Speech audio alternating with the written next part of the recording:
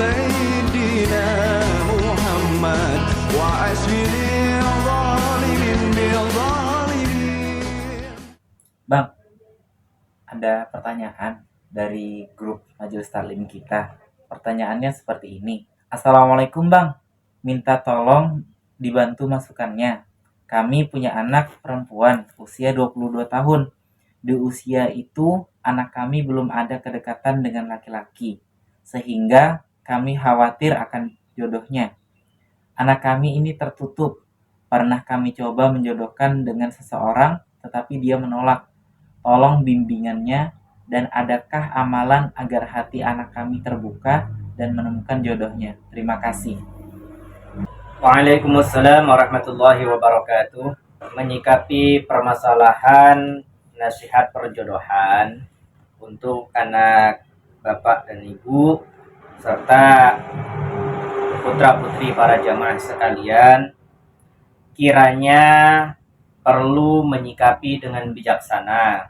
Begitu pula dengan masyarakat pada saat ini, apabila melihat putrinya belum menikah dan sudah masuk usia pernikahan, bagus orang tua yang memikirkan putri-putrinya untuk mendapatkan jodoh. Dan bagus pula beliau menjodohkan putrinya apabila putrinya telah siap.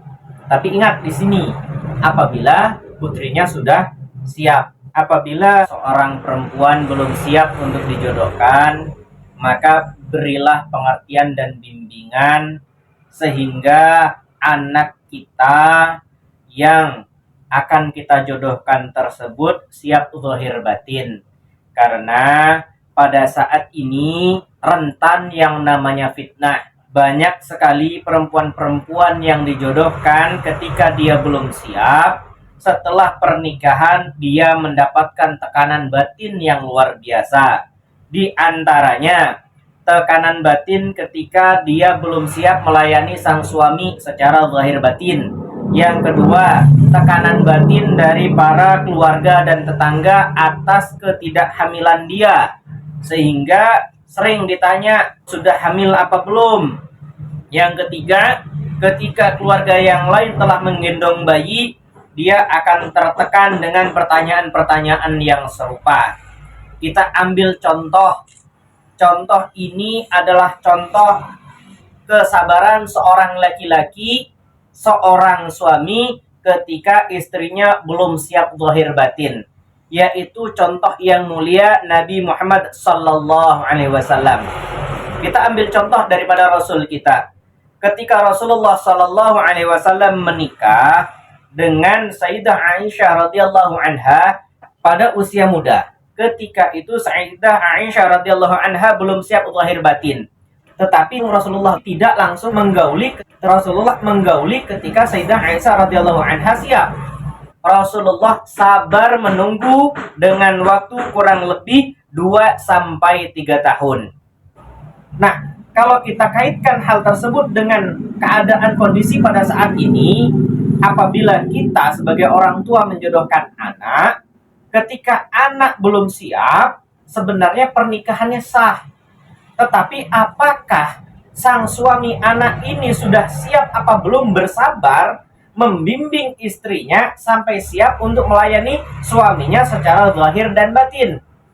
Ini yang harus dipahami oleh orang tua dan suami.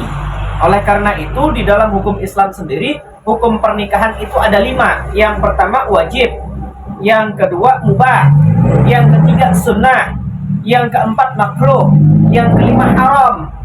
Semua itu dilakukan atas dasar kondisi masing-masing. Apabila kondisinya seperti ini, hukumnya wajib, seperti ini hukumnya mubah, seperti ini hukumnya sunnah, seperti ini hukumnya makruh, dan seperti ini hukumnya haram.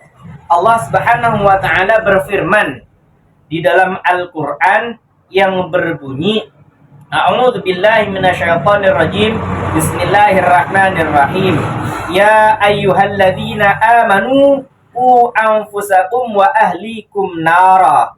Wahai orang-orang yang beriman, jagalah diri kalian beserta keluarga kalian daripada api neraka.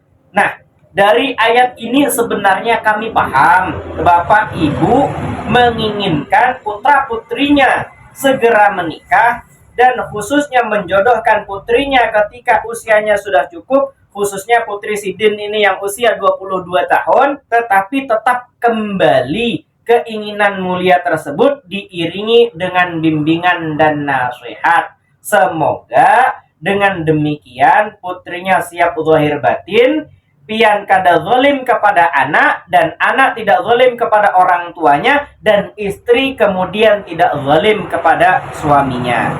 Khusus untuk permasalahan zikir, permohonan masalah jodoh, ada sebahagian di dalam Al-Quran dan ada doa-doa yang lain yang kita bisa. Saran kami untuk ibu beserta keluarga, yang pertama, berikan arahan dan pemahaman untuk putri ibu tentang pentingnya sebuah pernikahan.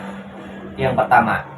Yang kedua, ketika dia belum mau, maka teruslah mohon kepada Allah dan mohon petunjuk Allah. Sebagaimana salah satu doa yang bagus di dalam Al-Quran terdapat pada surat Al-Furqan ayat 74 yang berbunyi, A'udzubillahi minasyaitonirrajim, Bismillahirrahmanirrahim, Rabbana hablana min azwajina wa dzurriyyatina qurrata a'yunin waj'alna lil muttaqina imama.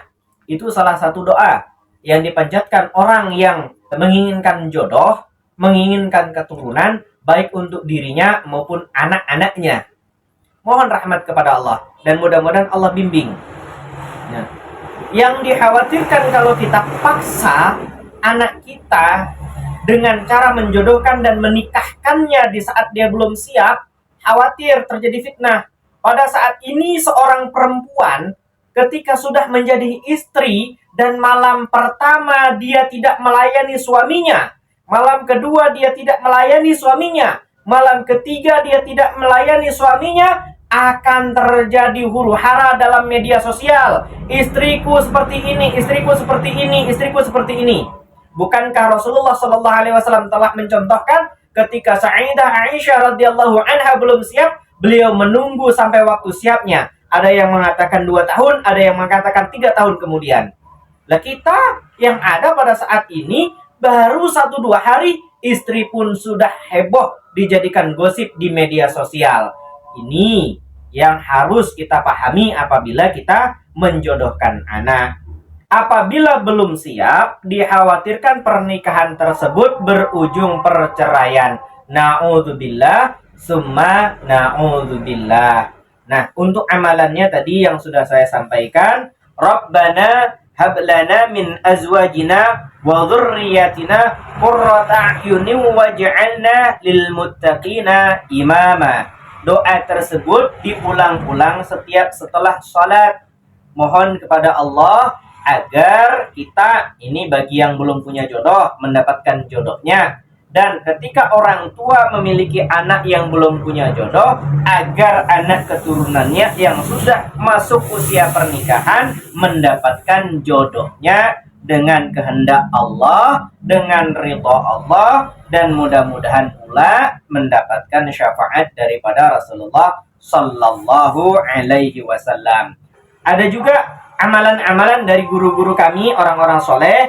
Amalannya membaca Bismillahirrahmanirrahim sebanyak 786 kali, rutin untuk beberapa hari, tiupkan ke air, airnya diminumkan ke putrinya. Mohon kepada Allah agar diberikan terbuka hatinya, diberikan terbuka pikirannya, terbuka ilmunya, terbuka wawasannya, dan siap zahir batinnya, sehingga ketika Allah datangkan jodohnya, dia telah siap tanpa ada penolakan kembali. Masih banyak amalan-amalan yang lain.